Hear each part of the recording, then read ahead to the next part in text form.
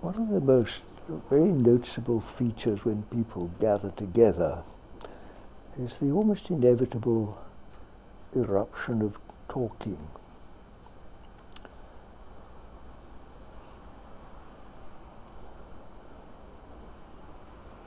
We take it as normal, don't we? In fact, it's considered a bit odd if you don't talk, really, a bit unsocial, a bit unfriendly even if you don't talk. Yes, in this work, what I call the real work, yes, in this work, it's really very important to discover how to be comfortable without talking.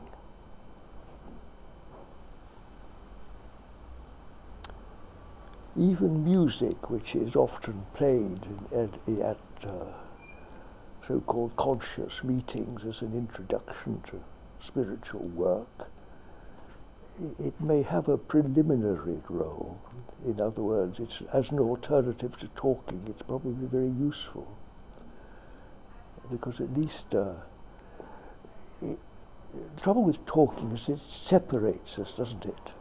Invariably we're talking about I, my experience and yours and mine. So you're in the realm of what's called duality. It's two, and it's always bringing forward our separation, really. Although ostensibly it appears to be bringing us together, it's also keeping us apart. So music is a sort of, at least it doesn't bring us apart, it might sort of bring us together to listen to one theme of music. But then there is a yet deeper communion where we find this stillness.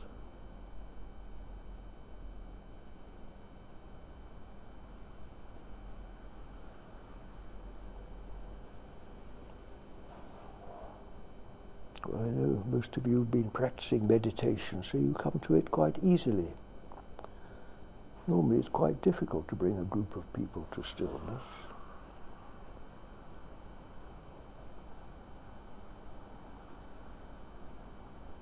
And it's marvelous when it can arise just naturally.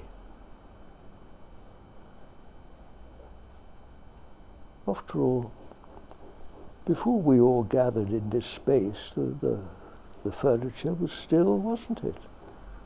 The decorations, the room itself is still. Then along come people and suddenly it all erupts into noise, doesn't it? And suddenly separation becomes, as it were, imposed on the natural stillness. Isn't that extraordinary how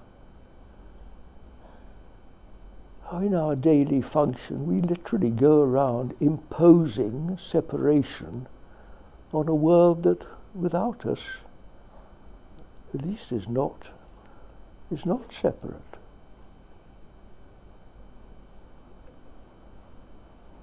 Are the trees separate from the grass? Or the birds separate from the sky?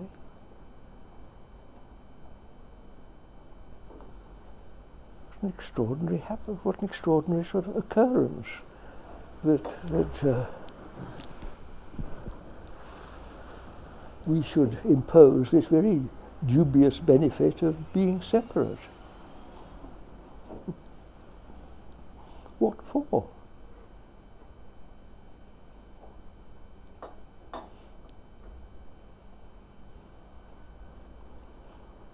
Well, we've only got to just extend separation.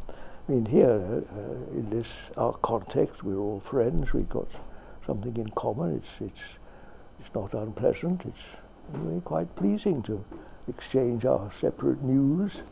How are you? Nice to see you again. But separation can soon become very ugly, can't it, and problematic. Lead to all sorts of discord and argument and competition, not always pleasant. Hence what we call the world. The world that we think is so real, so we sit and worry about the world, but who's created it in the first place? Where was the trouble before we arrived and started talking? The world was perfectly at peace, wasn't it? And if we just stop talking, immediately it falls back into peace, doesn't it? It doesn't stop functioning, does it? Our eyes are twinkling, we're still breathing, but our life goes on. But it sort of comes back, first of all, to a calmer state, and then to this rather miraculous thing we call stillness.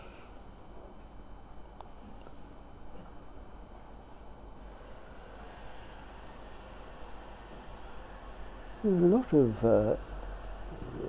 good-intentioned people, out there trying to sort out the world, really. Aren't there? Trying to bring peace to a warring world. Do we actually,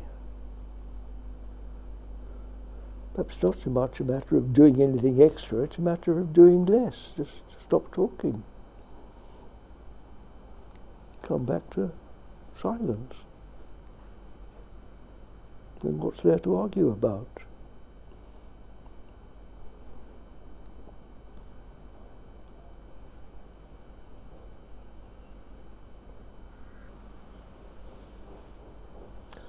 Wholeness has become quite a fashionable word, hasn't it?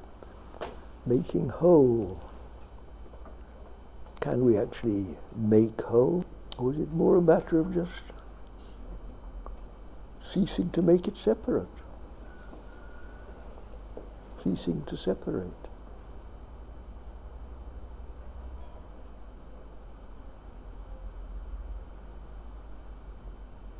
Just sitting here quietly, we hear the traffic outside.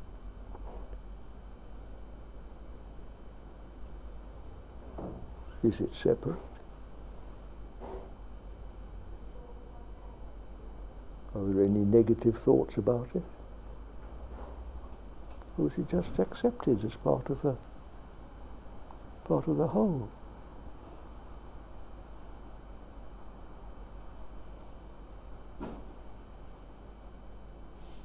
The noise of the cafe downstairs, drinking coffee.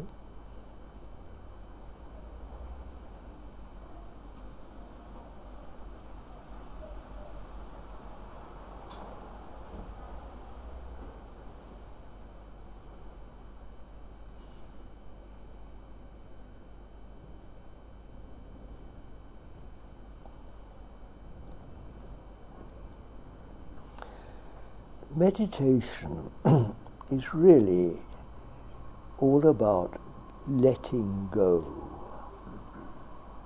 What can we let go, actually? What can we let go?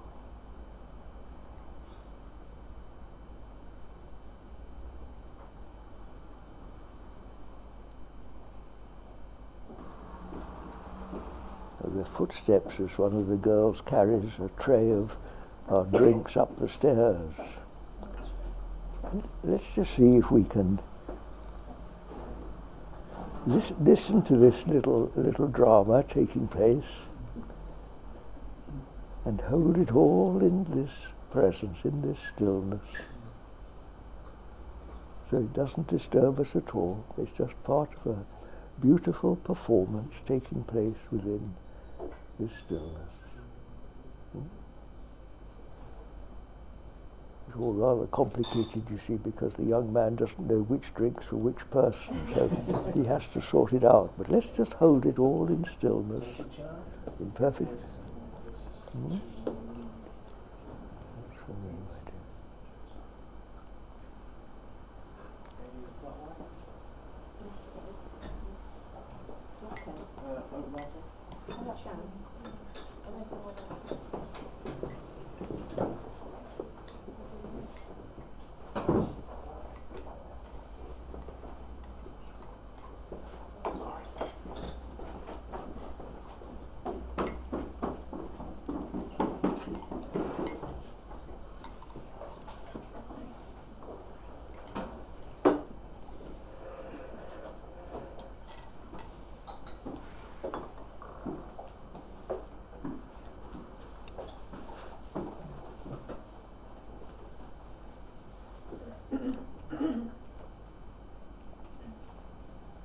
Well, we did lose it a bit, didn't we? But not very much.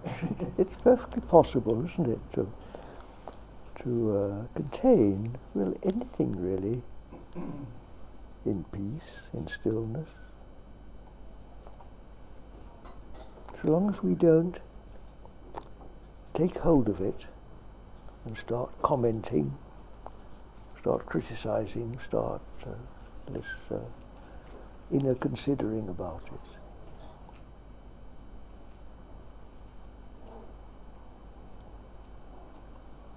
Yes, let me just come back to what can we let go of? Well, we can let that go, can't we? We can just let it be. Just allow it. Now, there's an important word. Just allow it to be, you see. Here's somebody else coming up the stairs. Let's just allow it to be.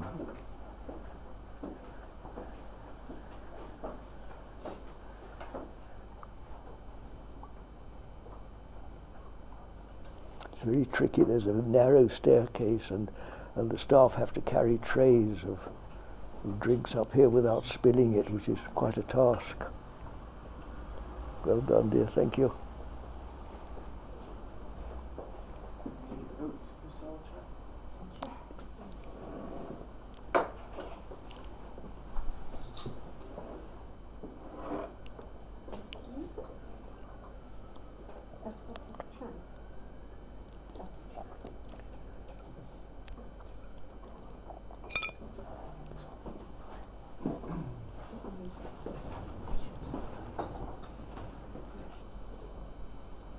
We get pulled away, don't we, into the little drama.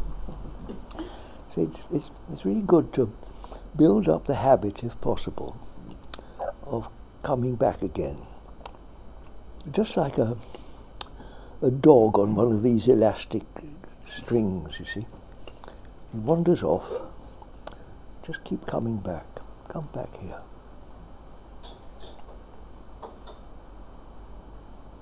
In fact, in little ways like this, it can really become a world-changing practice, can't it? Literally, when confronted by the great events of life, just to keep coming back to this unchanging stillness.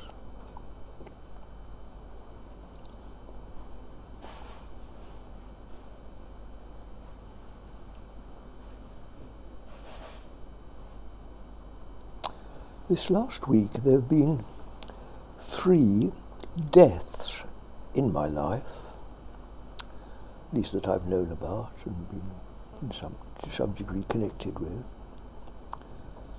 And of course the greater question arises, what and why and what can we do and all that.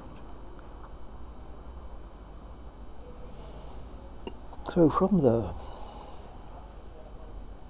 small and rather ridiculous to the sublime, isn't it actually the same process of just coming back to this unchanging stillness?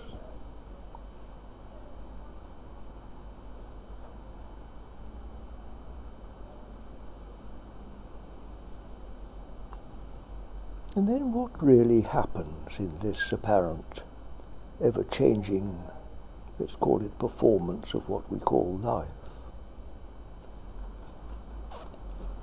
Does anything really end or begin, or is it just literally like the changing appearances within this unchanging, underlying reality that with practice may become ever more real in contrast to this somehow, I wouldn't call it unreal, but less permanent, less established, less substantial performance that's changing, that's all the changing scenes of life, as the old hymn goes, through all the changing scenes of life. And yet there persists here now, so present, so simple and obvious once we find it, this stillness.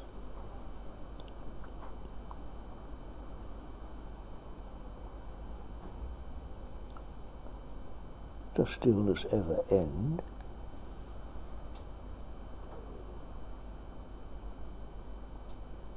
Where is the end of stillness? Or the end of silence, come to that.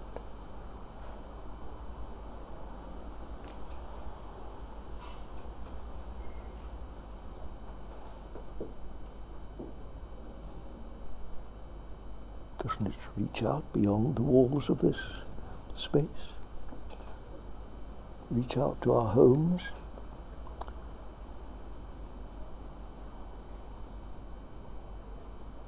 We were all little children once. Whatever's happened to that? Well, at least we can know that this stillness must have been the same then as it was now. Wasn't it? I remember my father saying, "Oh, be quiet, be silent." Is that silent difference to this one?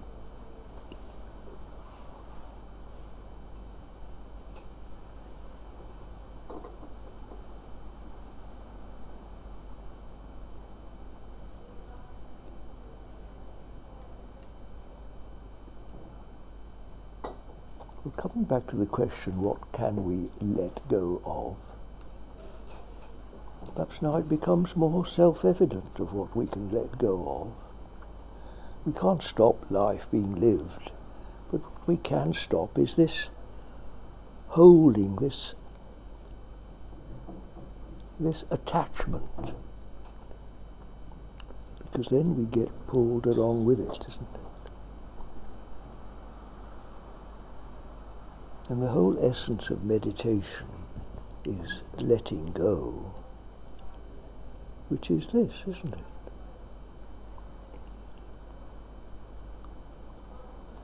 This is forgetting. This is forgiving.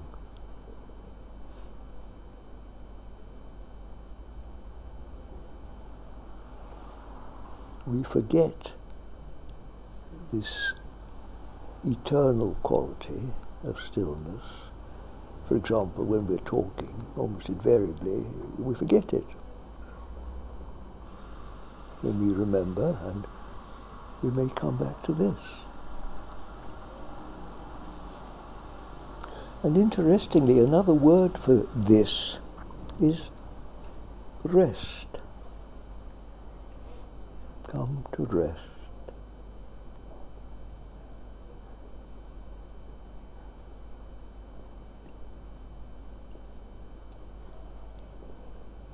Perhaps the whole aim of our work is simply to provide the rest.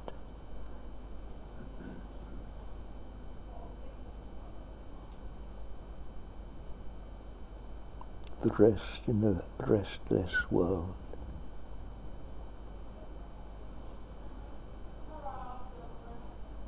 Come unto me, says Jesus, and rest.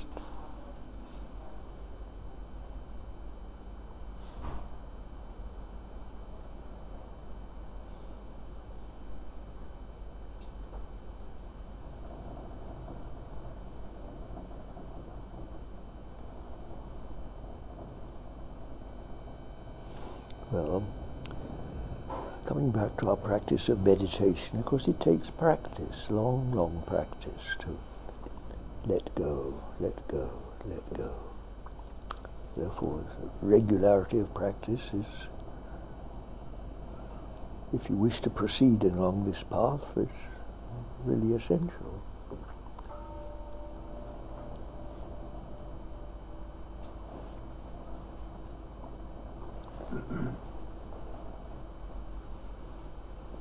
Interestingly, this rest, is it for us as separate, you and me? Isn't that separate you and me part of what we let go of? That attachment to I'm me and you're you. It somehow rather melts at the edges, doesn't it?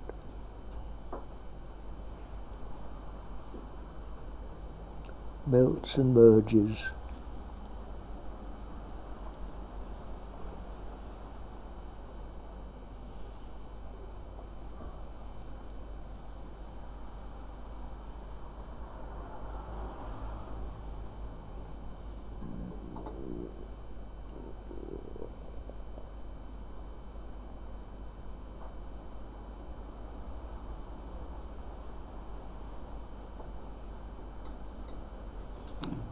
Do we feed the difference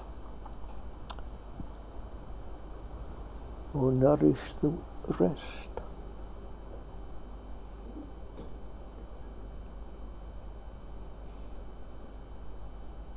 And again, it isn't really a matter so much of us nourishing the rest, because the rest is here anyway, isn't it? It's always here. It's really more a matter of we just forget it, haven't we? We've forgotten. We've become attached to the drama. Often, I mean, it can be very unpleasant. It can be absolutely lovely, can't it?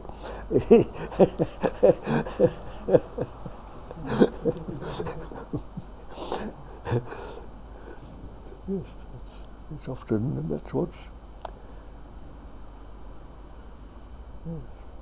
following our desires, the temptation, of course. It's very compulsive. I don't say it doesn't always seem desirable even to not to have it. Perhaps after a while we get a bit weary. The world doesn't always keep its promises, does it? It tends to be yesterday and no tomorrow, so we get disappointed. The lovely summer days don't last, do they? Even yesterday, which was a lovely day, sunny and beautiful, beautiful starlit sky. Now we're back to rain again. That's the world, isn't it? The world is changing all the time. And those of us that yearn for constancy in life come back to this.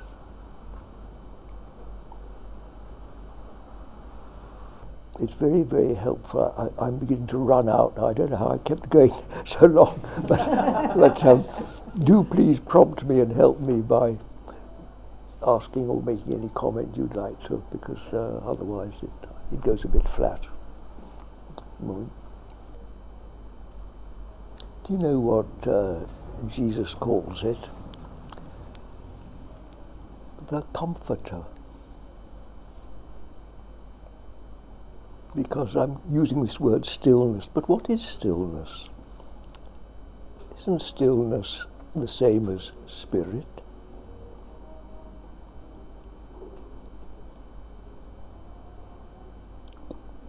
Where does stillness end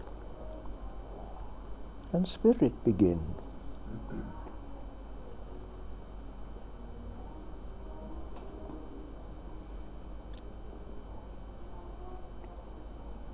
Do you know what spirit is? I don't. Do you know what stillness is? I don't. Do you know what silence is?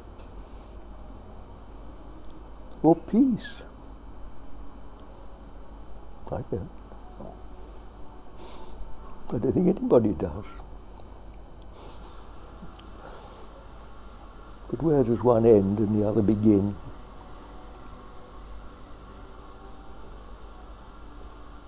So when Jesus talks of spirit, he calls it the Comforter. And it is comforting, isn't it? There's no threat in it, there's no unkind word.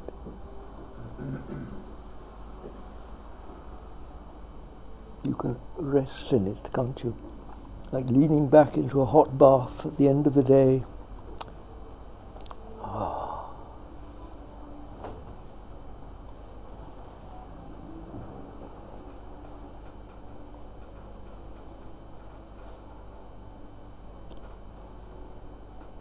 Home.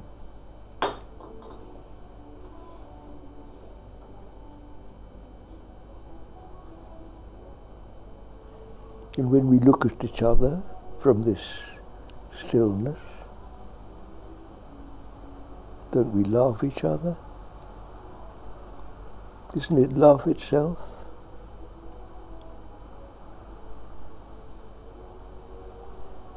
What is love?